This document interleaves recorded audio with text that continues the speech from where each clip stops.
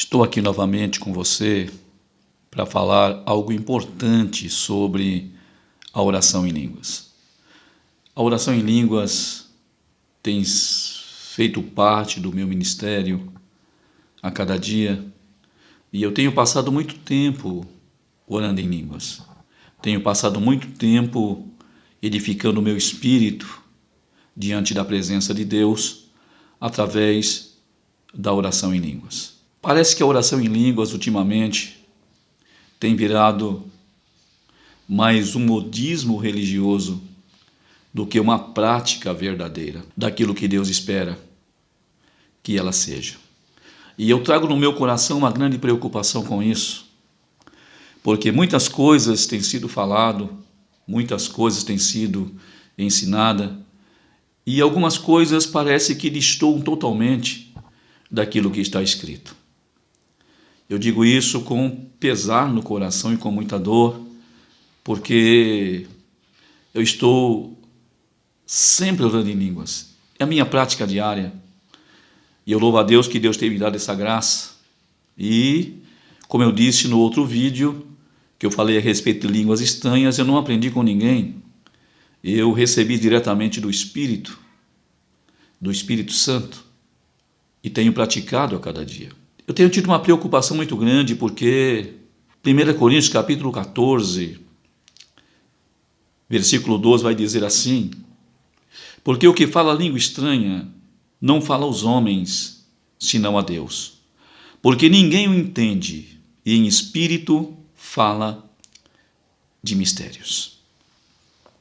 A oração em línguas, ela é gerada no nosso espírito, pelo Espírito Santo. E quando nós começamos a orar em línguas, nós estamos falando em mistérios com Deus. É uma linguagem chamada de linguagem codificada, uma linguagem sobrenatural que nós não aprendemos de ninguém, mas que é gerada no nosso espírito, pelo Espírito Santo. O importante quando você lê esse versículo é que diz que o que fala línguas estranhas está falando em mistérios com Deus. Ou seja, as línguas que falamos na nossa oração são mistérios, são segredos com Deus. E quando continuamos lendo aqui, nós vamos ver que vai dizer que ninguém o entende. E em espírito fala de mistérios. Eu estou vendo uma confusão muito grande ultimamente, porque algumas pessoas enfatizam a oração em línguas como a oração da linguagem dos anjos. E quando eu leio esse versículo, eu fico muito preocupado, porque se quando nós estamos orando em línguas estranhas, se estivermos orando a linguagem dos anjos, falando a língua dos anjos na oração, nós poderemos ser entendidos. E se formos entendidos, nós seremos interceptados. A nossa oração pode até receber bloqueios espirituais. E quando você olha para esta palavra, eu não entendo só se falando a respeito de homens. Ninguém o entende.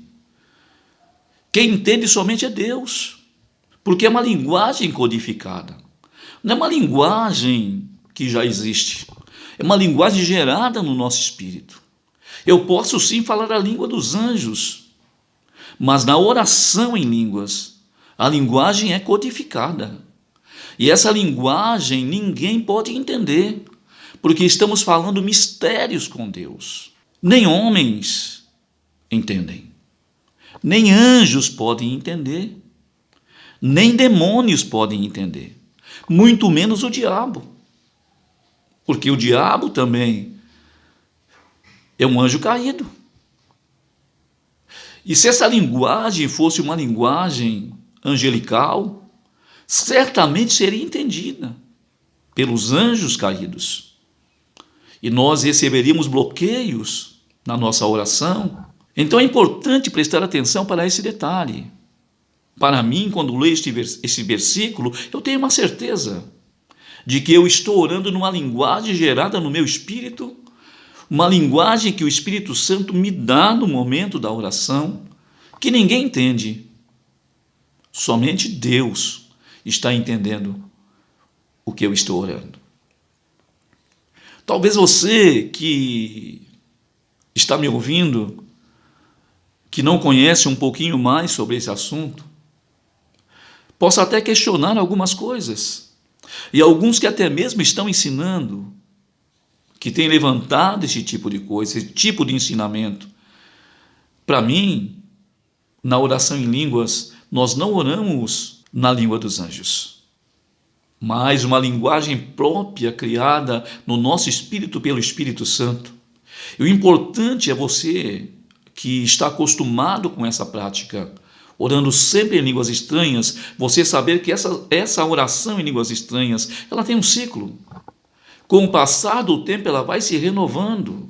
É um ciclo fechado. Quando esse ciclo se fecha de mistérios que você fala com Deus, começa outro ciclo. E você começa a falar uma nova linguagem. Então eu quero que você preste atenção a esse detalhe.